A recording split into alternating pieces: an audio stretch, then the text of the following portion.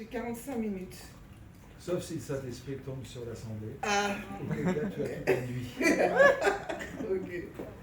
Ok. Donc comme je vous disais, le thème, alors je ne vous ai pas encore donné le thème, mais je vais commencer par la fin, parce qu'au moins vous saurez la fin. Si on n'a pas tout fini, vous saurez la fin. Ok. Ce matin, on a eu un petit... on était avec Philippe, et Philippe a dit deux choses que j'ai trouvées très intéressantes. Il a dit beaucoup de choses, hein, mais il y a deux choses que j'ai envie de partager avec vous. Il avait sa Bible dans les mains et il disait... alors moi, j'ai cru l'avoir noté, et là, je vois que je ne l'ai pas noté. Donc, de mémoire, et comme j'ai une mémoire comme Philippe, donc je vais... Voilà. Il disait, ce livre-là, ce n'est pas un livre qui nous dit quoi faire, mais c'est un livre qui nous dit ce qu'on est. Amen. Et voilà. Et ça, j'ai trouvé ça excellent. Donc, si on te dit, oui, ne pêche pas, c'est pas pour te dire de ne pas pécher, c'est pour te dire que tu es saint, tout simplement. Amen. Voilà. Et donc, forcément, tu marches de manière différente. Donc, je remercie Philippe, et ça, je voulais partager avec vous. Ça, c'est... Au moins, vous avez la fin. Et la deuxième fin, c'est... du coup, vous n'avez pas d'effort à faire pour être. Ça, je l'ai noté. Mais il y a beaucoup d'efforts à faire pour le vivre. Vous voyez, si le Seigneur dit que tu es saint, ben tu es saint, il n'y a pas d'effort à faire. Comme ça. Maintenant, il y a des efforts à faire pour le vivre. Mais bon. Alors du coup, moi, je vais partager un thème avec vous. C'est tous témoins. Alors, je vous avoue, je n'ai pas préparé de PowerPoint. Tous témoins. Alors, pour ceux qui avaient vu la toute première affiche de Théophile de cette année, on avait une affiche comme ça, tous témoins, un verset, des enfants de Dieu sans défaut, au milieu d'une génération perverse et corrompue. C'est comme des flambeaux dans le monde que vous brillez parmi eux, en portant la parole de vie. Ça, c'est dans Philippiens 2, versets 15 et 16. Et en plus, il y avait une super illustration. Et si vous voulez en savoir plus sur l'illustration et la lumière, je vous invite à écouter l'enseignement de Coralie de la fois dernière. Elle nous avait enseigné sur la menorah et tout ça. Donc, c'est très bien. Et du coup, moi, je voulais apporter un enseignement très important sur le mot des flambeaux. Voilà. Je me sentais déjà... Hein. Manque de peau, dans la Bible, il n'y a que 2 fois ce mot-là qui est cité. Du coup, ça, j'ai cherché, et puis je me suis dit, ah ouais, non, mince, ça ne va pas le faire. Donc, il va falloir que je me tourne sur autre chose. Et donc, j'essaye, et à un moment, je réalise que tous témoins. Tous témoins, c'est vraiment le thème que Théophile, donc ce ministère, Théophile, ceux qui aiment Dieu et ceux qui sont aimés de Dieu, n'est-ce pas? Voilà. A reçu pour cette année, tous témoins. Et donc, je vais vous parler de ça, tous témoins. Tous témoins, du coup, c'est une injonction.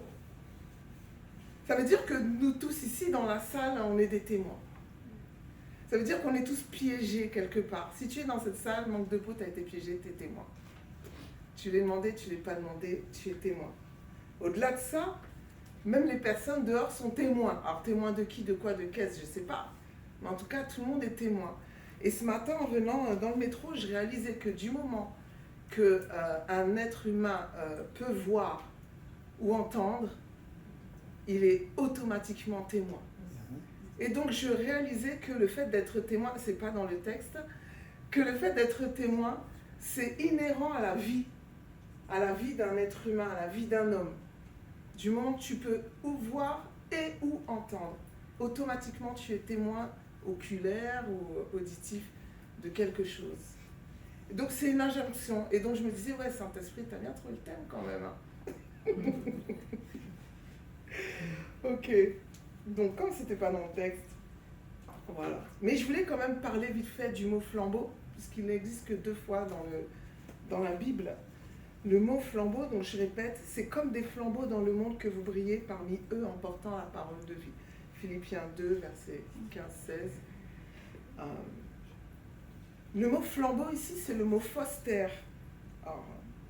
Et en fait, il se définit comme étant ce qui donne de la lumière ou un luminaire, par exemple une étoile, le soleil, la lune. Ça se définit comme étant la lumière, l'éclat et la brillance. En fait, un flambeau, en faisant des recherches, ça se définit un peu comme une torche. C'est formé de plusieurs mèches, une torche. Et puis, c'est enduit d'une matière inflammable. Et autrefois, on l'utilisait comme un moyen d'éclairage. Et donc, lorsque je faisais ma recherche sur les flambeaux, j'ai réalisé que dans mon imaginaire, et même dans Google, le flambeau est toujours associé à la lumière. Alors qu'en vrai, le flambeau, c'est l'objet. Vous voyez, par exemple, si je parle du flambeau des JO, là, en vrai, il n'y a pas de lumière. Mais quand je mets flambeau dans Google, il y a peut-être une image pour peut-être 2% d'images où on montre le flambeau sans la lumière. Donc, dans notre imaginaire, dans Google Images, le flambeau est toujours associé avec cette notion de lumière. C'est pour ça que c'est génial que Coralie nous ait parlé de la lumière la fois dernière. Voilà. Si je vous avais dit d'imaginer un flambeau, je suis sûre qu'automatiquement vous auriez dessiné avec une flamme ou une lumière. Donc, comme je vous disais, ils sont indissociables. Ils sont indissociables. Et donc, le flambeau, c'est un porteur d'éclat. Et ici, dans le texte, c'est le porteur de la parole de vie. Et il y a une autre chose qui est intéressante, c'est que quand j'ai commencé à chercher la définition du flambeau, mais je vais vous donner plein de définitions, le flambeau aussi porte un autre nom, c'est celui de témoin. Parce que dans la Grèce antique, lorsque les coureurs faisaient des courses, ils devaient se transmettre un flambeau. Et comme par hasard, c'est un témoin. Ça s'appelle aussi témoin. Donc être un flambeau, c'est être un témoin. Ok ? Et donc tous ces témoins, je comprends que c'est vraiment l'objectif que Dieu veut pour nous. Alors, j'ai voulu du coup faire comme flambeau, j'ai déjà fini avec ce mot-là. Du coup, j'ai commencé à faire des recherches sur le mot témoin. Et donc mon texte de base, qu'on connaît tous, acte 1, verset 8, mais vous recevez une puissance, le Saint-Esprit survenant sur vous, et vous serez mes témoins à Jérusalem, dans toute la Judée, dans la Samarie et jusqu'aux extrémités de la terre. Et ça, j'aime beaucoup ce texte parce que quand j'étais en train de lire le livre des Actes, je vois que c'est Luc qui écrit à Théophile.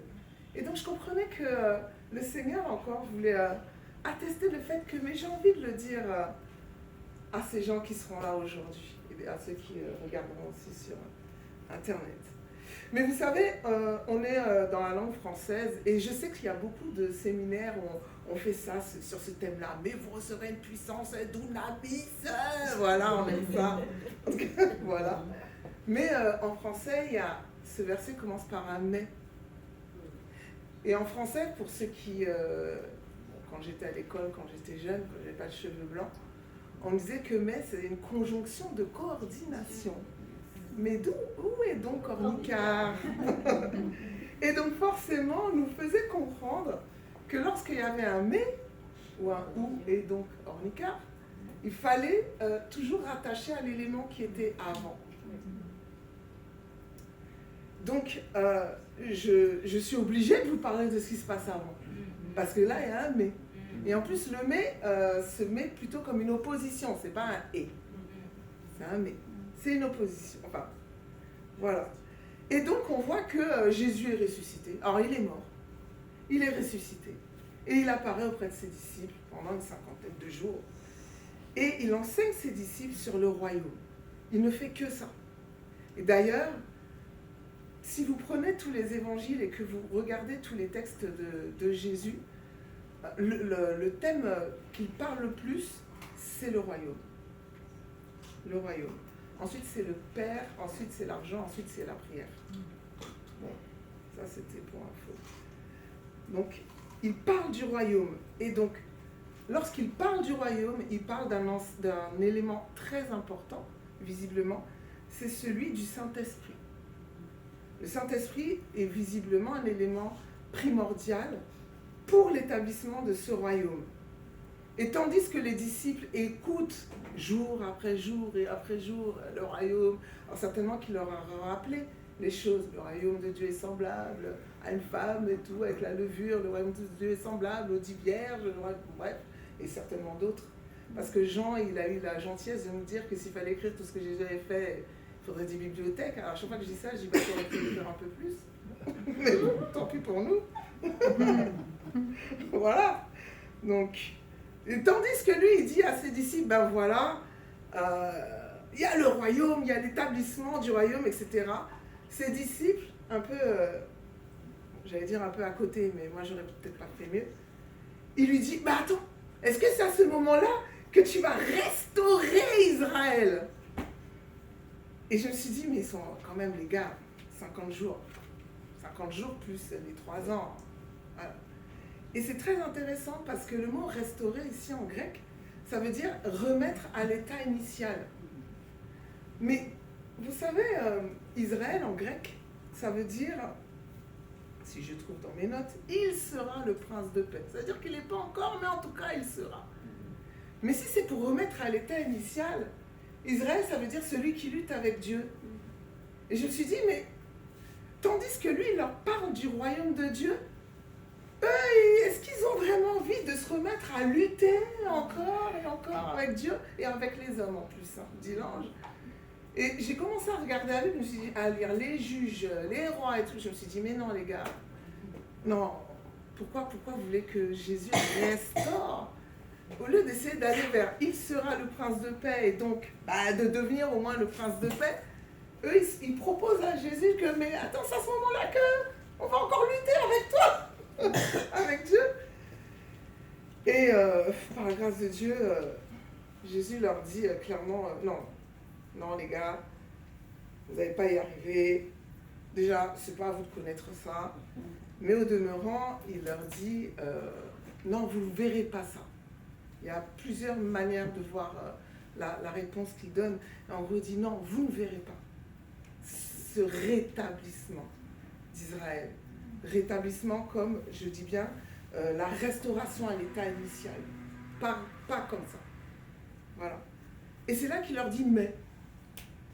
Alors, tandis que eux se posent la question du quand, Jésus leur répond par la réponse du où. Intéressez-vous à la réponse du où. Et j'aime bien Dieu parce que très souvent, très souvent, je trouve que quand il s'adresse à l'homme, souvent il lui pose la question du où. C'est la première question qu'il a posée à l'homme lorsqu'il a péché. Où es-tu? Et c'est encore une des questions qu'il a dit à Job. Où étais-tu? Job 38, 4. Où étais-tu? Et des fois, quand je vois Dieu, comment il fait, même avec les prophètes, Jérémie, il lui dit, va là, va là, va là. Et il leur dit des choses. Et des fois, je dis, mais Seigneur, pourquoi tu ne l'as pas dit lorsqu'ils étaient là? Ils ont entendu ta voix. Donc, ils entendent ta voix. Donc, tu aurais pu dire, pourquoi tu les fais? Dieu a toujours ce souci du lieu. Où? Où es-tu? Où étais-tu? Et donc, tandis que le Seigneur les pousse à arrêter de se poser la question du quand pour se tourner le version du où, il leur dit, ce sera à Jérusalem. Il va se passer quelque chose à Jérusalem, et à Jérusalem, vous allez recevoir le Saint-Esprit. Et lorsque le Saint-Esprit viendra, alors eux qui parlaient de rétablissement d'Israël, lui il leur dit, non, déjà, cette question, voilà, moi je te dis qu'il faut que tu sois à Jérusalem, et à Jérusalem, tu recevras le Saint-Esprit. Et lorsque tu recevras le Saint-Esprit, tu auras une capacité. Et tu seras témoin de Jésus. Alors je me suis dit, il exagère quand même, parce qu'ils sont déjà témoins de Jésus. Ils le voient, mine de rien. Ça fait 50 jours quand même qu'il est ressuscité. Et il leur dit, mais vous serez mes témoins. C'est marrant. En fait, on pourrait parler longtemps de ce verset-là, de la dualité entre justement ces deux royaumes, de la différence entre le quand et le où, de la différence entre l'autorité, parce qu'il dit il n'est pas donné à vous d'avoir cette autorité, et eux qui vont recevoir une puissance, mais ce n'est pas l'objet. En plus, il me reste 30 minutes. Alors, je vais vous proposer les définitions, parce que je vous parle vite fait de témoin, mais je vais vous proposer des définitions du mot témoin qui sont dans le dictionnaire. Donc déjà, ceux qui seront baptisés seront de l'Esprit, seront les témoins de Jésus. Et voici les définitions du Robert et du dictionnaire lexical de la France, machin, quelque chose comme ça, j'ai oublié le nom. Alors, c'est quelqu'un qui certifie ou qui peut certifier quelque chose. En gros, ce qu'il a vu, ce qu'il a entendu, c'est un témoin oculaire. Deuxièmement, c'est une personne en présence de qui s'est accompli un fait et qui est appelé à l'attester en justice. Par exemple, quand il y a une comparution, une déposition des témoins. Ensuite, c'est une personne qui doit certifier les identités, l'exactitude des déclarations lorsqu'un acte est dressé. Par exemple, les témoins d'un mariage. Eux qui certifient que c'est vraiment eux. Ensuite, c'est une personne qui assiste involontairement à un événement ou à un fait. Oui, certains d'entre vous avaient été témoins. Involontairement, vous êtes venus dans la salle de la célébration de la bénédiction nuptiale de Madi et Emmanuel. Vous êtes témoins. C'est quelqu'un qui, par sa présence ou son existence, atteste et permet de constater et de vérifier. Par exemple, si je vous dis les derniers témoins de la civilisation perdue des Mayas, ouais, sa présence même atteste. Ensuite, on a un élément de comparaison. Par exemple, si je vous dis une maison témoin, un appartement témoin. Ensuite, c'est le fameux bâtonnet, comme je vous disais, que les coureurs se passaient. Voilà. Et ensuite, je vais vous donner, dans la Bible, on retrouve ces définitions-là. Le mot témoin revêt 3 sens. Premièrement, le sens légal, c'est ce qu'on retrouve quand je vous dis quelqu'un qui certifie, etc. Deuxièmement, le sens historique, c'est quelqu'un qui est spectateur d'une chose. Et troisièmement, c'est plutôt le sens éthique.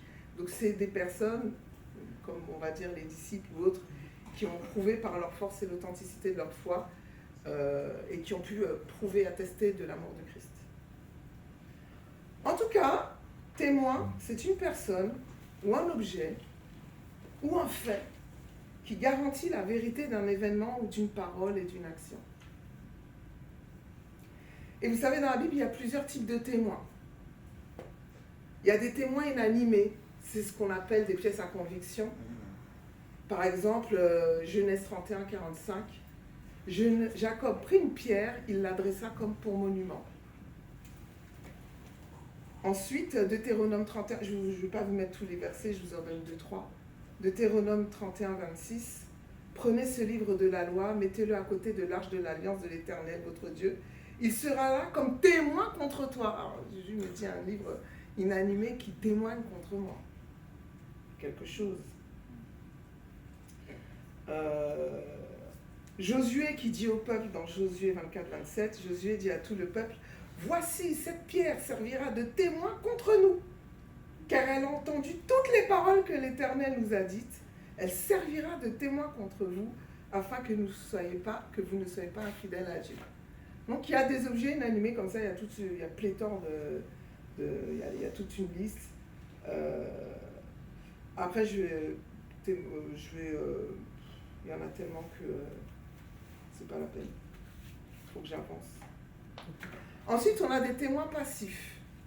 Amasser le peuple, une assemblée, un auditoire, qui peut être pris comme témoin d'une déclaration, d'un engagement, sans que cela n'engage la responsabilité des individus. C'est un peu ce qu'on a vécu tout à l'heure. Enfin, pour certains d'entre vous. Vous avez été témoin de cette fameuse bénédiction, ça ne vous engage pas, ça n'engage pas votre responsabilité. Voilà.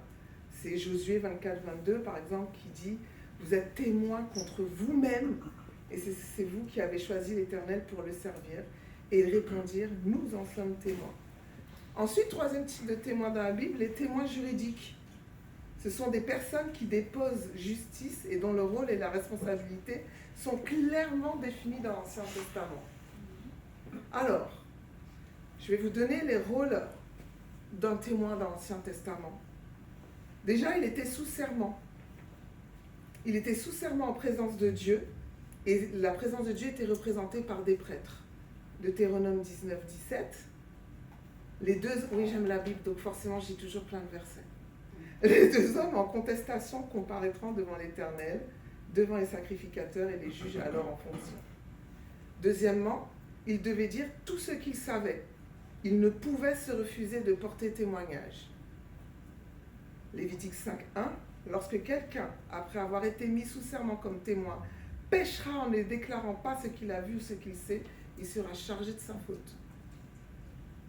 Troisièmement, dans la Bible, il fallait 2 ou 3 témoins pour justifier d'une condamnation ou d'une peine capitale. On connaît ces versets-là, je vous en cite un, Deutéronome 17.6, mais il y en a plein. Celui qui mérite la mort sera exécuté sur la déposition de 2 ou 3 témoins. Il ne sera pas mis à mort sur la déposition d'un seul témoin. Là, il y en a plein des versets. Donc, je vous en cite un dans le Nouveau Testament, histoire qu'on ne dise pas, ouais, mais c'est l'Ancien Testament. Ne reçoit point d'accusation contre un ancien, si ce n'est sur la déposition de 2 ou 3 témoins. 1 Timothée 5, verset 19. Voilà. Et puis, les témoins devaient être les premiers à lever la main pour exécuter une sentence. Ça, je l'ai appris. Et ça, c'était pour qu'ils sentent dans leur être toute la gravité de leurs paroles et qu'ils soient responsables du sang versé sur leur déclaration. En général, ils devaient mettre la main sur la tête de l'accusé et lui jeter la première pierre s'il était condamné. Voilà pourquoi Deutéronome 17.7, la main des témoins se lèvera la première sur lui pour le faire mourir, et la main de tout le peuple ensuite. Tu ôteras ainsi le mal du milieu de toi. Et voilà pourquoi Jésus, il dit à la femme adultère, comme si c'était que elle d'ailleurs, on aurait pu dire l'homme adultère aussi. Jean 8.7, comme il continuait à l'interroger, il se releva et leur dit que celui de vous qui est sans péché jette le premier la pierre contre elle. Voilà pourquoi il a dit ça. Là, tu es témoin. Bon. Et vous voyez qu'ils sont tous partis, parce que je vous ai dit, ça remet en cause, voilà. Ensuite, tout le monde ne pouvait pas être témoin. Les femmes ne pouvaient pas. Les esclaves ne pouvaient pas. Les mineurs ne pouvaient pas. Les proches, en général, ne pouvaient pas. Les sourds ne pouvaient pas. Les muets ne pouvaient pas. Les étrangers ne pouvaient pas. Et ceux qui avaient été condamnés pour faux témoignage.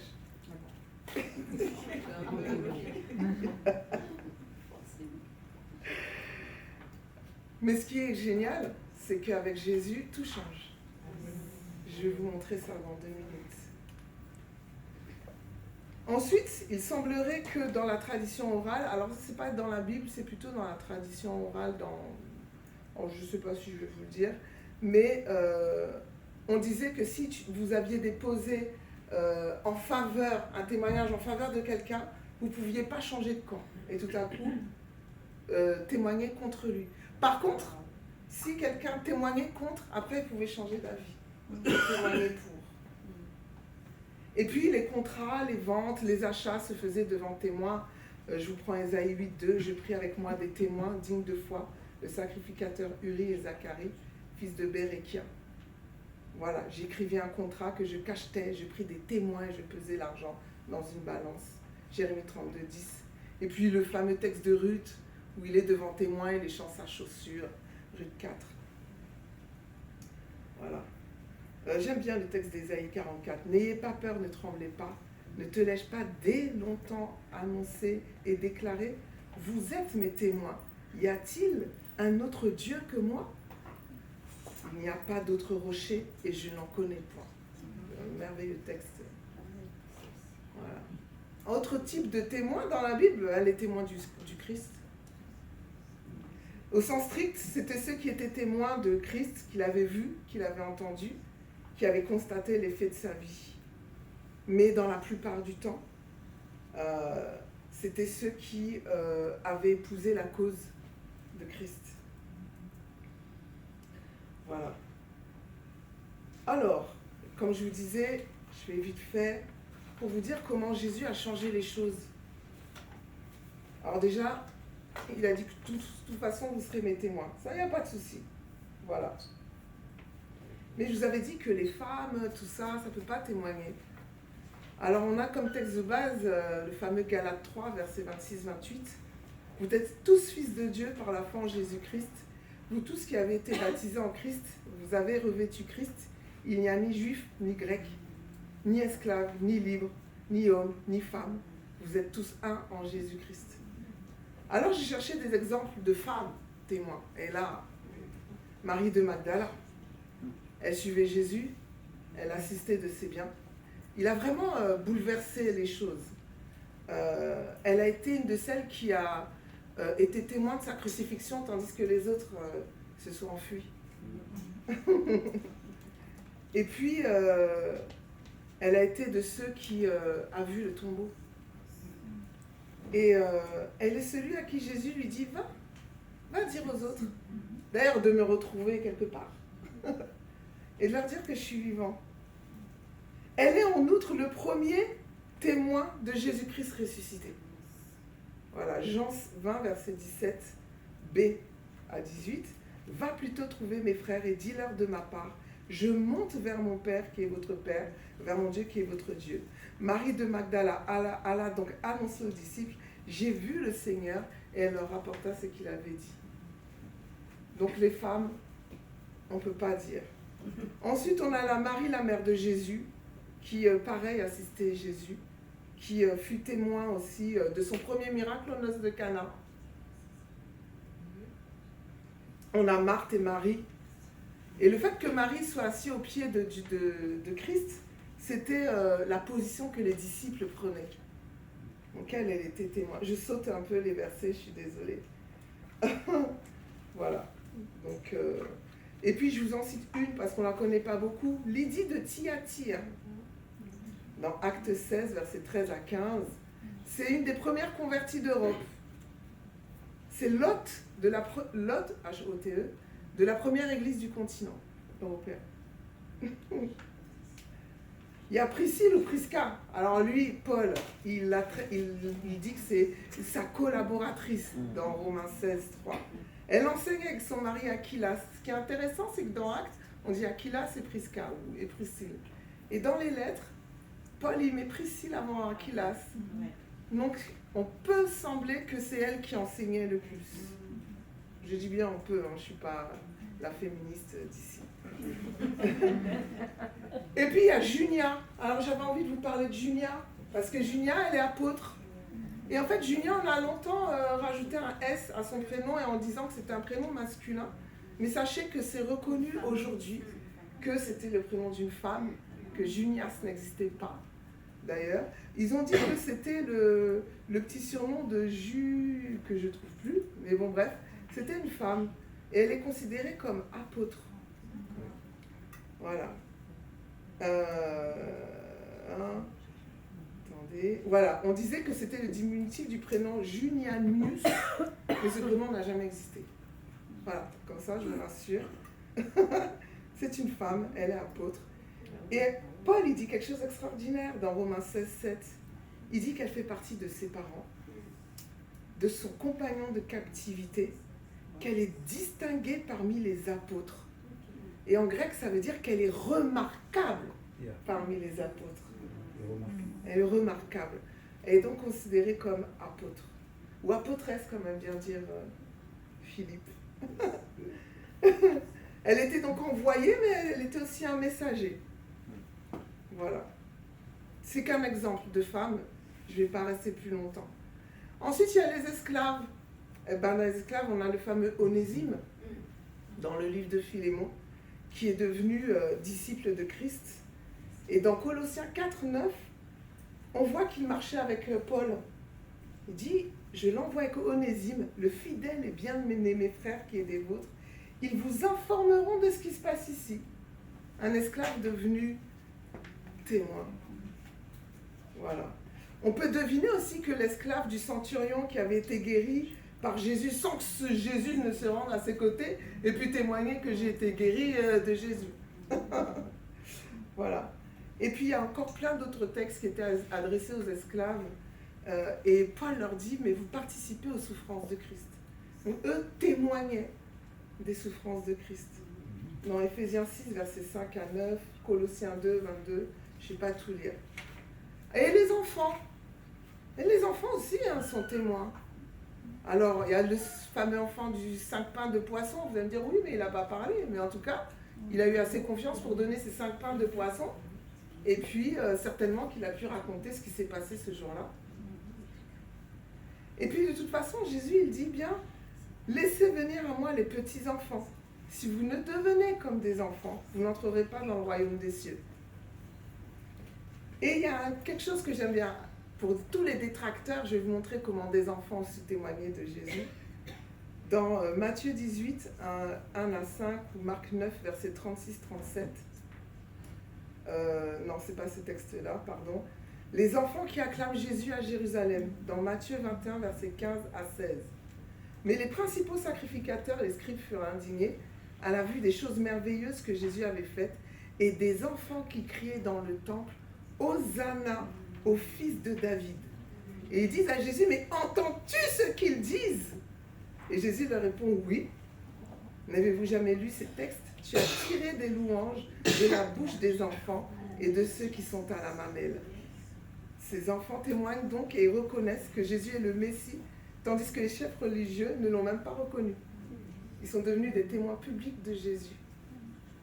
Et puis les étrangers, je ne vais pas rester trop longtemps, on a le centurion romain, où Jésus lui dit qu'il n'a trouvé personne en Israël qui avait une aussi grande foi. Et c'est le prémisse de ce que Jésus veut dire lorsqu'il il se sert de... C'est ça qui va ouvrir le fait que la parole va commencer à s'ouvrir aux gentils, aux non-croyants. Il est le premier.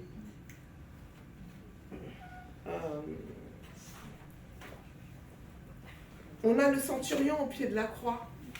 Quand Jésus meurt, tandis que ses disciples, ses principaux témoins se sont enfuis, il y a l'officier romain qui dit, dans Marc 15, verset 39, voyant de quelle manière il était mort, l'officier romain qui se tenait en face de Jésus dit « Cet homme était vraiment le Fils de Dieu ».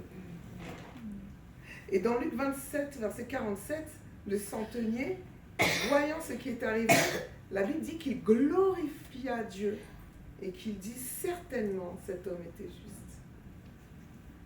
Ensuite, on a le Samaritain de Luc 17, verset 11 à 19, mais on va avancer, si vous me permettez. J'espère ne pas me tromper dans les pages. Et puis, les personnes qui ont porté des faux témoignages, est-ce qu'il y en a dans la Bible? Pierre. Pierre qui a fait des imprécations, non mais puis quoi encore, moi, je ne le connais pas 3 fois avant que le coq chante 2 fois. En une soirée, il a fait un témoignage. Et pourtant, il est devenu témoin de Jésus. Voilà, l'histoire, pour ceux qui ne la connaissent pas, Matthieu 26, versets 69 à 75. Et puis la manière dont Jésus le réhabilite. Jean 21, versets 15 à 19, où il lui demande 3 fois « Est-ce que tu m'aimes ?» Et après, vous avez vu ce qu'il lui dit? « Suis-moi. Suis-moi. Sois mon témoin. » Et puis on a Saul de Tarse aussi. Quelque part, il était un faux témoin de Jésus, malgré lui, parce qu'il participait au faux procès contre les témoins. Il défendait le mensonge contre Christ. Mais après sa rencontre avec Jésus, l'acte 9, 20 dit « Aussitôt, il prêcha dans les synagogues que Jésus est le Fils de Dieu. » Et puis certains chefs religieux, je pense à Nicodème. Au début, il était avec les pharisiens, on n'aime pas Jésus. Bon, il change un peu, mais il va le voir de nuit. Mais à la fin, lorsqu'il meurt, c'est lui qui va récupérer son corps. C'est lui qui va l'envelopper dans des épices. Aromates, merci. Voilà. Et c'est avec lui et Joseph d'Arimathée qui vont l'enterrer dans le caveau. Alors, j'ai 10 minutes et je suis à la page 5. Le mot témoin aussi, c'est le mot martyr. C'est le même mot. En grec, c'est martus. Alors là, être témoin de Jésus, c'est avoir vu, avoir entendu Jésus, être confesseur, mais c'est aussi être prêt à mourir jusqu'à la mort pour rendre son témoignage devant les auditeurs hostiles qui sont capables d'aller jusqu'au crime. Et manque de peau, on est tous témoins. C'est pas un choix. Ça arrive. Beaucoup d'entre nous, parce qu'on aime Jésus, notre famille nous ont rejetés ou autres. On est tous martyrs. Mais quand j'étudiais ça, le Seigneur me disait que le plus grand martyr, c'était lui-même. Et j'ai entendu ma souffrance, c'est eux. Alors j'ai dit, c'est qui eux? C'est nous. Oui, on t'a fait souffrir, mais... Et le Seigneur me disait que sa plus grande souffrance, c'était qu'on ne croit pas en lui. Et que ça le faisait mal. Et que nous-mêmes, lorsqu'on voit des gens qui ne croient pas en lui, alors que le salut est totalement gratuit, ça nous rend martyrs de ça. Alors Christ est notre modèle, bien sûr. Christ informe qu'ils seront témoins, ils seront spectateurs. Et j'aime bien l'idée. Il dit, mais vous serez mes témoins. Et Christ est déjà en train de leur dire, mais je serai partout, je serai en eux, je serai... Voilà, j'ai une autre lecture. Et vous serez mes témoins. Ça veut dire que lorsque vous vous regarderez, eh ben vous serez spectateurs et vous entendrez. Parce que je serai en vous, par le Saint-Esprit. Et aussi, vous serez du coup mes confesseurs. Alors quand je vous vois, ben, je vois Jésus. Et je témoigne que, ah oui, vous êtes beau, vous êtes intéressant. Aïe, enfin. Et en fait, je voulais vous partager quelque chose vite fait, c'est que même la Trinité témoigne de Jésus. Jésus témoigne de lui-même, Jean 5, 36. J'ai un témoignage plus grand que celui de Jean, car les œuvres que le Père m'a donné d'accomplir, ces œuvres que je fais, témoignent de moi. Et c'est le Père qui m'a envoyé. Jean 8, 14, 17 et 18, Jésus leur répondit, « Quoique je rende témoignage de moi-même, mon témoignage est vrai, car je sais d'où je suis venu. » Il ne sait pas quand, il sait toujours d'où. Enfin, il sait quand, mais vous voyez ce que je veux dire. Et vous ne savez pas d'où je viens. Encore cette histoire de où. Ni où je vais. Encore où. Il est écrit dans votre loi que le témoignage de deux hommes est vrai. Je rends témoignage de moi-même et le Père qui m'a envoyé rend témoignage de moi. Donc Jésus rend témoignage de lui-même. Le Père rend témoignage de Jésus. Par exemple, Matthieu 3, 17, celui-ci est mon fils bien-aimé en qui j'ai mis toute mon affection. Le verset que je vous ai lu, Jean 8, où Jésus dit, mais on est deux, hein, lui et moi, le Père et moi, témoigne de moi-même. Et le Saint-Esprit, quand sera venu le Consolateur que je vous enverrai de la part du Père, l'Esprit de vérité qui vient du Père, il rendra témoignage de moi. Nous sommes témoins de ces choses, de même que le Saint-Esprit que Dieu a donné à ceux qui lui obéissent dans Actes 5, 32. Romains 8, 16, l'Esprit lui-même rend témoignage à notre esprit que nous sommes enfants de Dieu. Bon, il y en a d'autres, et puis le fameux Acte 1, 8. À croire que le Saint-Esprit n'a été envoyé que pour une mission, rendre témoignage de Jésus-Christ. Alors j'ai 6 minutes, et j'ai envie de vous parler vite fait du lieu du témoignage. De toute façon, je vous ai donné la fin. Donc ça va. Jésus leur dit, vous serez mes témoins à Jérusalem. Jérusalem, c'était considéré comme la ville de Dieu. C'est là que le roi David avait bâti son temple et de faire la capitale de son royaume. C'était un sol pierreux et en même temps fertile. Et sa forteresse avait la réputation d'être imprenable jusqu'à ce que David la prenne. Vous verrez cette histoire dans 2 Samuel 5, versets 6 à 9. Et le nom de Jérusalem, c'est fondement de la paix. Et donc, symboliquement, on peut considérer que c'est le lieu le plus proche. Soyons témoins déjà auprès de nos proches, notre famille, là où nous sommes en paix. Et c'est dans la paix que censé être fondé notre témoignage. C'est là qu'on doit commencer. Ensuite, en Judée. Alors là, Jérusalem, c'est une petite ville, là, sur la carte. Et puis Judée, c'est une région un peu plus grosse. Ça veut dire il sera loué. Et ça a une autre signification, ça veut dire aussi terre des Juifs. Alors, c'est une des rares terres qui n'avait pas été occupée par les Samaritains, ni par les Iduméens, ni par les Arabes, ni par les Philistins. C'est là que Jean-Baptiste prêchait. Et en Judée, il y a une particularité, c'est qu'il y a beaucoup de montagnes. Il y a plusieurs montagnes qui sont très fertiles. Judée, j'essaye de... Elle est presque partout, voilà. Montueuse, montagneuse, je ne sais pas comment dire. Mais par contre, les montagnes n'étaient pas très hautes. Et toutes étaient cultivées, et toutes étaient très fécondes en oliviers, en vignes et en d'autres herbes. Les pâturages étaient excellents, il y avait beaucoup d'eau. Il pleuvait rarement, mais il y avait une bonne rosée, en fait, qui suppléait à la pluie. Et notamment, elle était connue pour le blé, l'orge, la vigne et différentes espèces d'animaux et de végétaux. Symboliquement, on peut considérer que c'est le lieu où on peut adorer Dieu avec nos frères, comme ici. Là où on est en église, ça veut dire en rassemblement des saints, avec ceux qui croient aussi au même témoignage. Éphésiens 5, versets 18 à 20 dit « Soyez au contraire remplis de l'esprit, entretenez-vous par des psaumes, par des hymnes, par des cantiques spirituels, en chantant et célébrant de tout votre cœur les louanges du Seigneur. Rendez continuellement grâce en toutes choses à Dieu le Père au nom de notre Seigneur Jésus-Christ. » Ensuite, il y a Samarie, encore un peu plus haut.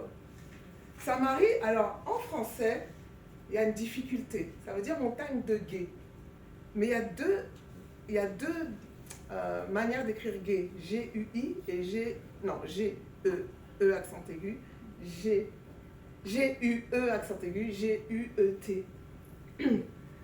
Et j'étais en train de chercher les trucs en anglais et tout pour être sûre. Et je me suis rappelé que ce message s'adresse à Théophile. Et je pense que c'est pas pour rien s'ils ont fait une erreur sur le MCI chrétien, le top chrétien. Le guet, vous savez, G-U-E accent aigu, c'est, vous savez, des fois quand on marche, il y a des routes et puis il y a un peu d'eau. Et puis on peut tranquillement passer. Ou même les voitures, des fois, quand on voit des trucs, il y a des rivières, mais ils arrivent à passer. Parce qu'il n'y a pas de danger. Voilà. Donc c'est cet endroit-là où on peut traverser. Au pire, tu as les pieds mouillés. Bon, au pire, les genoux. Les cuisses. De là. Mais en tout cas, tu peux marcher, quoi. Ok. Donc c'est un endroit de la rivière où tu peux marcher à pied. Dans la Bible, il arrive souvent que l'eau soit associée au Saint-Esprit, mais aussi dans la tradition juive, il l'associe à la parole de Dieu. Il associe l'eau à la parole de Dieu aussi. Et puis il y a la montagne de Gué. Alors ça, c'est le Gué, c'est l'endroit qui permet de faire une surveillance pour éviter d'être surpris. C'est là qu'on épie ce qui se passe, ce qui se fait. Et c'est très souvent une surveillance de nuit. C'est très souvent un endroit stratégique qui permet de prévenir les autres du danger à venir. Vous voyez, Habacuc 2:1, j'étais à mon poste et je me tenais sur la tour, je veillais pour voir ce que l'Éternel me dirait et je répliquerais après ma plainte. Et Dieu lui-même appelle des hommes comme ça. Ézéchiel 22:30. Je cherche parmi eux un homme qui élève un mur, qui se tienne à la brèche devant moi en faveur du pays, afin que je ne le détruise pas, mais je n'en trouve point. En fait, le gué, c'est toujours en hauteur. Et ça peut symboliser toutes les fois où le Saint-Esprit va vous dire d'aller quelque part. Par exemple, quand le Saint-Esprit dit « va voir l'Éthiopien ». Ou quand le Saint-Esprit dit à Corneille « quand il dit à Pierre « va voir Corneille ». Voilà. C'est toutes les fois où on va être envoyé dans des endroits et des contrées qu'on ne connaît pas. Mais quasiment tout le temps, les personnes sont ouvertes à la parole, c'est juste qu'elles ne l'avaient jamais entendue. Et puis jusqu'aux extrémités de la terre, ça c'est le lieu extrême.